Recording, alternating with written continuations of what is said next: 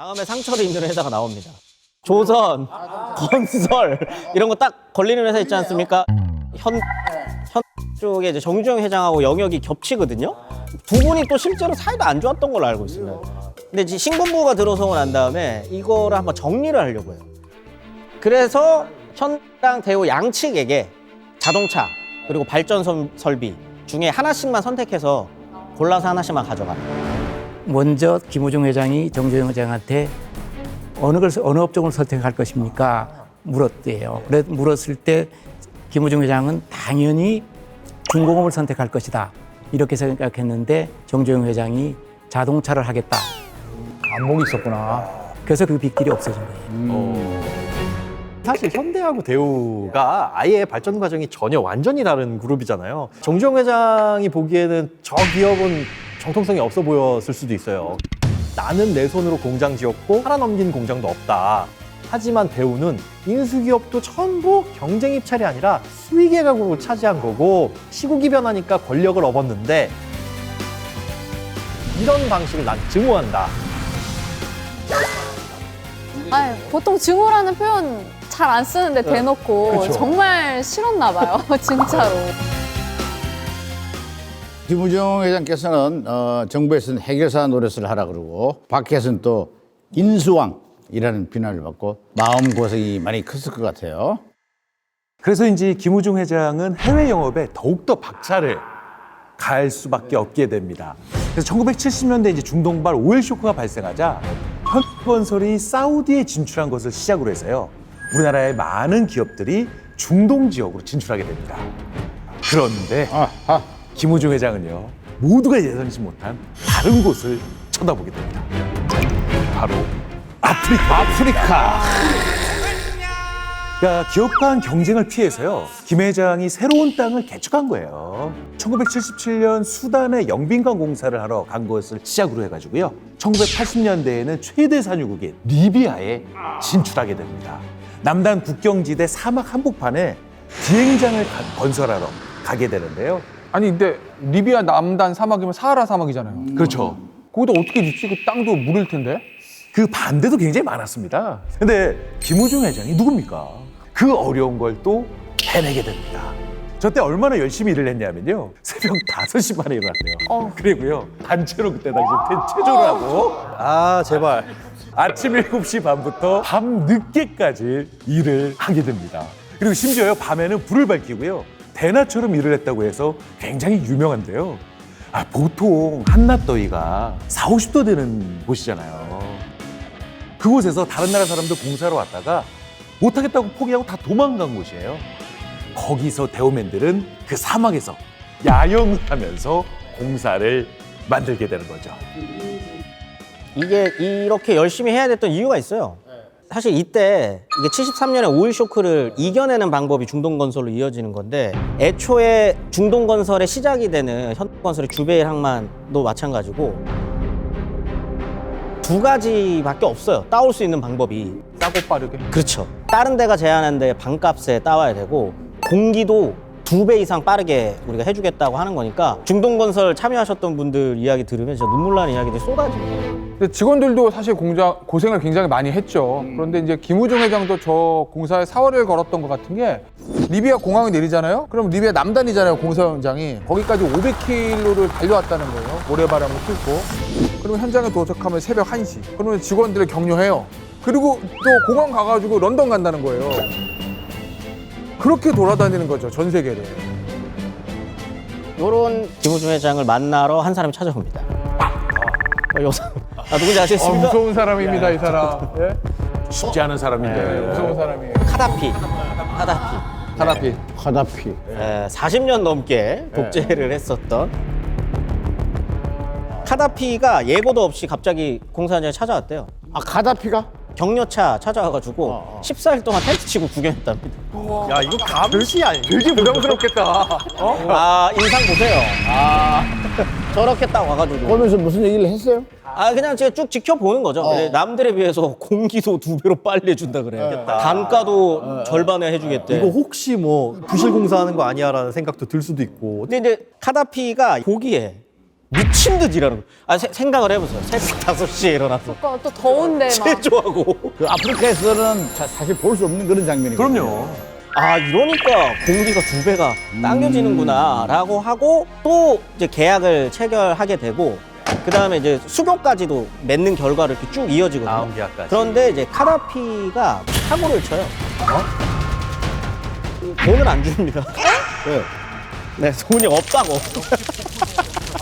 15일 동안 그 와서 보고 간 게 뭐 트집 잡으러 와서 트집을 잡아가지고 안 주려고 그랬는데 돈이 없다 그래도 어떻게 포기해요, 그걸. 사실 공사를 안 해줬는데 그래서 리비아 정부한테 대금을 받는 대신에 이제 무언가 다른 거를 받기로 결정을 하고 그렇게 사고로 이제 수습을 하게 되는데 카다피 대통령이 우리에게 행운도 줬지만은 불행도 동시에 가져다 준 사람이지 않느냐. 이제 달러가 부족하니까 공사 대금을 달러로 못 주고 원유로 줬습니다. 그래 주긴 좋네 그래도. 이게 원유랑 이제 크루드 오일인데 검은 석유거든요.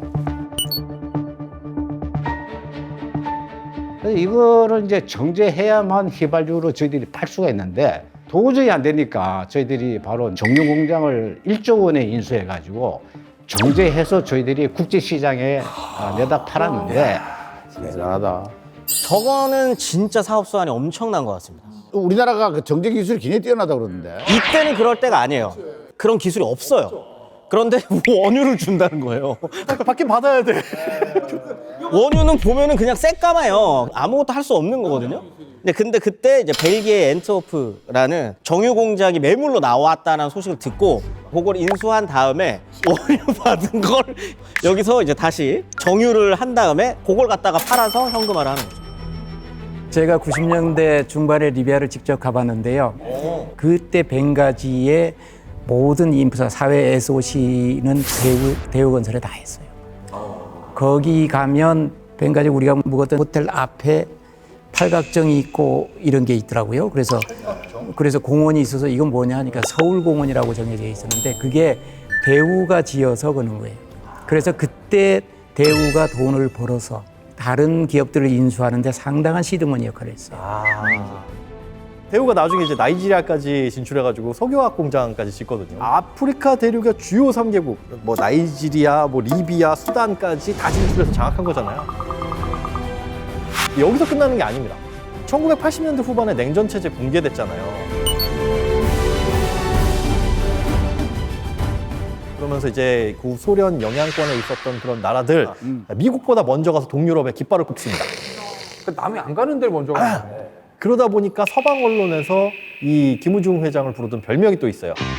백기왕, 침투왕. 침투왕. 침투왕. 이게 지금 아프리카, 중동, 이제 동유럽까지 다 썰어버린 거 아닙니까? 그죠? 중앙아시아까지. 이거 징기스칸인데 징기스칸. 킹키스칸. 킹키스칸. 킹키스칸. 예, 그때 대우가 진짜 얼마나 잘 나갔냐면 5대양 6대주 다 진출했어요. 진출 안 한 곳이 없습니다. 전 세계.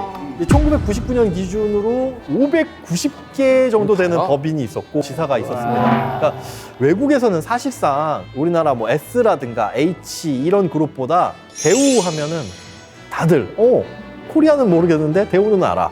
이 정도의 위상을. 아니 지도 보니까 진짜 킹키스칸 할만하네요. 징기스칸은 아프리카까지는 못 갔잖아요. 못 갔죠. 유럽까지 못 갔죠. 예. 징기스칸보다 훨씬 더 뭐. 예. 그죠. 오죽하면 그 시절 전 세계 어떤 비행기를 타든 대우맨이 다 탑승했다는 얘기가 있지 않았겠습니까? 그 대우의 로고 배지 있지 않습니까? 그게 이제 위로 6대주 5대영화로 이렇게 퍼져나가는 형태입니다. 그 뜻이구나, 저게. 그 우리 대우그룹의 사과를 보면은 대우주 해와 달이 번갈아 뜨는 6대주 5대영은 우리들의 일터다. 참 얼마나 멋있는 말입니까? 젊은이들의 가슴을 뛰게 만드는 정말 훌륭한 말이거든요. 그 다음에 이제 우리 대우그룹이 해외 지사가 한 110개 정도 있었습니다. 그래서 이제 대우 실업에 입사하면은 대부분 다 해외 지사로 파견을 나가는데 해외 나가면은 월급이 4배죠. 주고 하는 사택을 주죠. 4배? 와. 그 다음에 그 당시 해외여행이 얼마나 어려웠습니까? 근데 휴일 되면은 뭐 세계 휴양지를 멋대로 돌아다니죠. 이게 일석삼조죠. 아, 해외여행이 어려운 게 아니라 저때 해외여행 금지예요. 불가능했었죠. 네, 해외여행 자유화가 아니었기 때문에. 그렇죠. 어. 그런데 외국 나가요? 네. 가족들 다 데려가면 집도 줘. 애들 다 가서 영어 가르쳐. 월급 4배야. 그럼 다 나간다고 그러죠. 누가 보상이 확실하네요, 네. 진짜.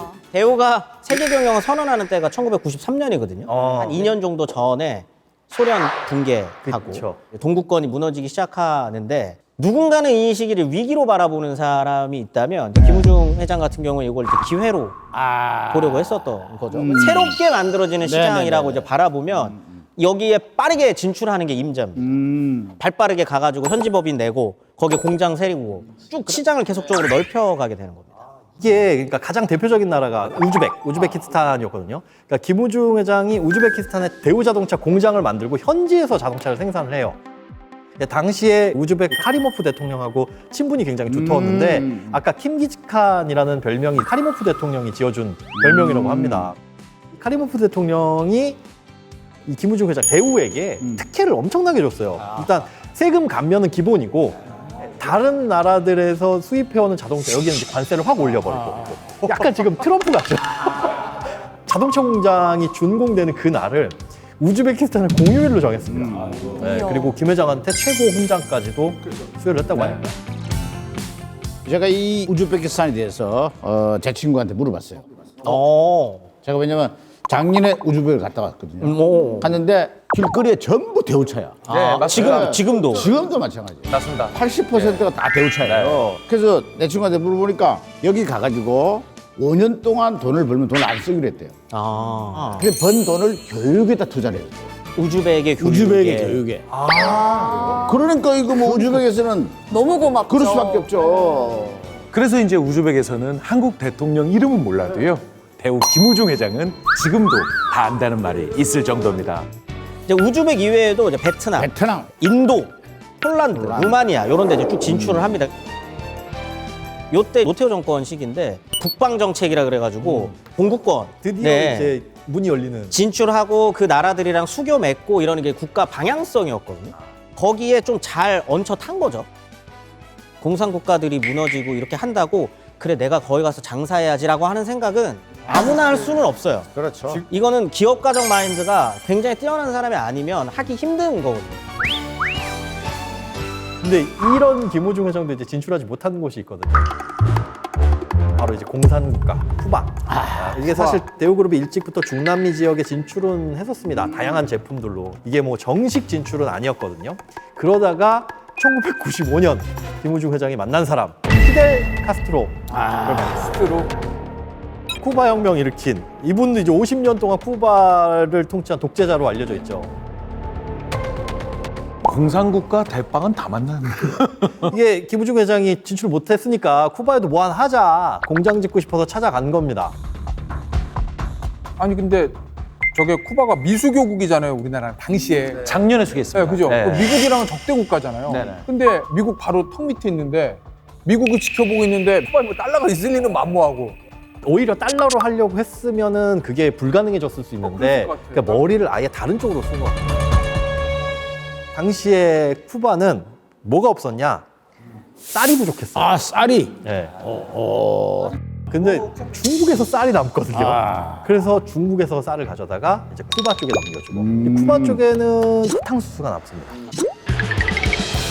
여기서 남는 거 저기로 팔고 저기서 남는 거 여기로 팔고 세계 지도가 나에게 사업의 네트워크 이런 걸로 확 짜여져 있는 그런 분이었던 것 같아요.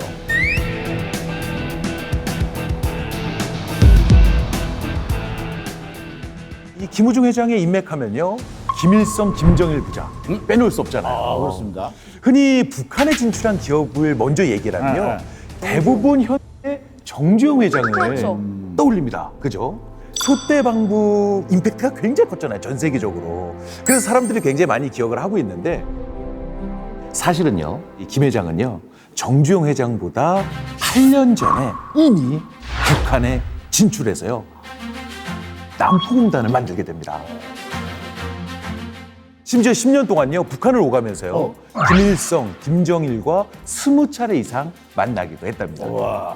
김우중 회장이 북한 가서 뭐 공단 만들고 김일성 만나고 이거는 잘 알려지지 않았던 거잖아요, 당시에. 평양을 직접 방문하게 됐다고 하는데 네. 기차를 타고 중국에서 어떻게 내려와야 되는 거잖아요. 기차를 타고 압록강변을 이렇게 지나면서 이런 글을 남겼다고 합니다. 1976년 수단을 시발점으로 많은 나라를 개척하고 이제 마지막 남은 시장을 개척하러 들어간다. 내가 가보고 싶은 마지막 시장이 바로 여기다. 이게 이제 북한이라는 뜻인 거죠. 가장 가깝고 또 먼 북한이 얼마나 뚫고 싶었을까요? 저기 가면 다 간 거죠, 솔직히. 아 그럼요. 아무튼 그 북한으로 들어가서 방북 닷새째 이제 김일성 주석이랑 3시간 반 동안 대화를 나눴다고 합니다. 아, 그래요? 이게 사람을 끄는 좀 매력이 있었나 봐요, 확실히. 김일성 주석도 마음에 들어 했대요. 김우중 회장한테 앞으로 평양에 집 드나들듯 자주 드나들어. 6개월은 남쪽에 6개월은 북쪽에 살면 안 되냐. 평양에 그건 내 집 드나들듯이 자주 연락시라요. 김일성, 김정일하고 김우중 회장 부부와 관계는 상당히 많이 알려지지 않은 비화들이 있는데 대우가 북한에 가서 우리나라 근무복 이런 것들은 거의 북한에서 만들어서 한국에 가져와서 팔고 그랬었거든요. 그래서 거기 봉제업들을 거기 일으키기 위해 했는데 하루는 두 부부가 김일성 주석궁에 갔어요. 그때 김일성은 혼자 살았었거든요. 그 큰 집에 혼자 있으니까 정의자 여사가 호기심이 많은 분이라 그랬잖아요. 아니 왜 혼자 있습니까? 뭐 재혼이라도 하지 이렇게 했더니 아 나도 이렇게 혼자 있고 싶지 않은데 아들이 여기 있으라고 한다고 정의자 여사가 약간 동정심 같은 거에서 팔짱 싹 꼈대요. 북한 관료들은 완전히 놀랄 일이잖아요. 최고 존엄을. 그럼요. 갑자기. 김일성 본인이 웃으면서 이렇게 잘 해서 넘어갔다고 했는데 그래서 그 후에도 김일성이 빨리 죽지 않았으면 김우중 회장하고는 상당한 관계가 연습됐을 거예요. 만약에 조금 더 오래 살았으면은 대북에 진출하는 기업들이 훨씬 더 많이 그렇죠. 만들어지지 않았나. 아니 근데 상대하는 사람들이 그냥 예를 들면 민주국가 지도자의 대통령들이 아니잖아요. 아니네요. 카스트로 나왔죠. 카다피 나왔죠. 김일성까지 나왔으면 나올 때까지 다 나온 거거든요. 우리나라하고 이념 성향이 전혀 다른 적대국가 독재자, 철권 통치자를 만나가지고 친구로 만든다는 건데 저 친화력이라든지 뭐 이게 단순히 장사꾼 마인드가 아니라 우리가 생각하는 그런 친화력이 아니에요. 이거 좀 해가지고 되는 친화력이 아니라니까. 술도 안 먹는데. 그러니까. 보통 이런 거는 술이랑 뭐가 골프로 있을까? 풀기 마련인데 뭐 외계인 침공이 들어와도 친해질 것 같은데 그야말로 진짜 세계는 넓고 뭐할 일이 많다가 아니라 친구는 많다 스타일. 근데 김우중 회장 인맥 중에 우리가 또 잘 아는 그런데 절대 빼놓을 수 없는 인물이 또 있습니다. 아, 그래요? 어떤 분이길래? 맞아요? 굉장히 젊어 보이는데? 99년도네요. 25년 전이네요. 부동산 사업가잖아요, 트럼프가. 그런데 김우중 회장이 뭐 구세주나 다름없다 이런 얘기가 있습니다. 그러니까 1990년대 말에 부동산 사업이라는 게 진짜 레버리지를 크게 일으키는 사업이잖아요. 빚내가지고 막 사업하고 크게 벌어가지고 이거 갚고. 근데 그렇게 사업을 하다가 유동성 위기에 빠진 적이 있어요. 그때 이제 미국 진출을 꿈꾸던 김 회장이 나 미국 가가지고 건물도 짓고 하고 싶은데 마침 돈이 필요하고 이런 트럼프와 시기가 연결된 거죠. 그래서 건물을 지은 게 있는데 그게 바로 맨하튼에 있는 트럼프 타워. 네. 아니 그 뉴욕에 있는 그 트럼프 월드 타워가 대우건설이 지은 건지는 저 몰랐는데 미국에서도 굉장히 부자들만 사는 건물로 이렇게 막 TV에 나오고 하잖아요. 그 후에 99년 5월에 트럼프가 직접 와서 자기 이름을 빌려주면서 여의도, 용산, 부산, 대구 이렇게 해서 전국의 트럼프 월드를 대우가 만들었어요. 맞습니다. 진짜 딱 봐도 알짜 땅에만 지었어요. 한국에도. 여의도에 트럼프 타워 있고 지금 동부이촌동 딱 초입. 한강대교 넘으면 제일 먼저 보이는 게 트럼프 타워거든요. 두 개 딱 보면 이거 사업소 하니 부동산 보는 눈도 있다. 지금 만약에 이제 우리 김우중 회장께서 살아계신다면 우리 예정을 해가지고 트럼프 대통령이 많이 도와줬을 것 같은데. 왜냐면 트럼프 파산 직전에 김 회장이 도와줬는데 힘들 때 도와준 친구는 진짜 기억에 남죠. 그래요. 딱 이때쯤 김우중 회장이 살아 계셨으면 뭔가 경제적인 측면에 있어서 충분히 대한민국이랑 함께 뭔가 할 수 있는 좋은 계기를 마련할 수도 있지 않았을까라는 생각이 드네요. 트럼프 대통령하고 김우중 회장이요 비슷한 점이 있어요. 트럼프 대통령이 정치했잖아요. 아, 그렇죠. 예. 근데 우리나라에서 제일 먼저 정치한 재벌이 정주영 회장이잖아요. 김우중 회장도 대선에 출마하려고 했다고 합니다. 아, 정말입니까? 예. 야, 이거 나 처음 들어보는데. 하려고 했다.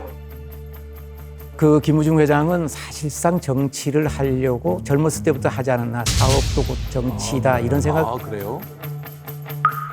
그래서 사실상 기자들한테 정치하겠다고 선언도 했었어요. 그때만 하더라도 정부 여당이 노태우 시절인데 네. 김영삼 밀고 있었고 김대중 있었고 또 정주영도 꿈틀거리고